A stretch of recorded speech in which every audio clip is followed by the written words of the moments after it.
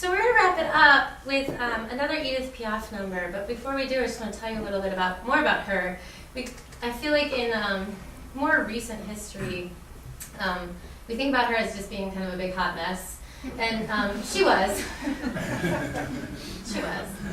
But she was also doing some good things. Like I said in the beginning, she was helping her musician friends who were no longer welcome in her country, but she helped them stay hidden. She paid for their food. So when people talk about the French Resistance, they talk about it in all these different levels, and some people say that if you just gave somebody money that you weren't part of the French Resistance. But I think that's up to you to decide whether you think that's somebody who's just sitting idly by or somebody who's doing what they could to help out.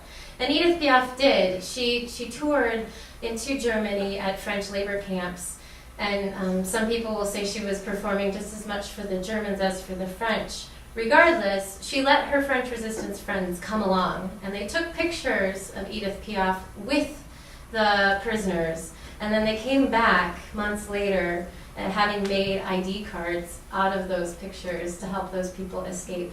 And then years later, she actually heard from some of those people who managed to get away. So it's all those little things, and I think this time of year particularly, it's easy to gloss over all the little things that people do.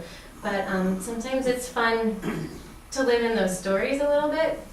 And as Edith Piaf would say, it's fun to see the world through rose-colored glass. La vie en rose.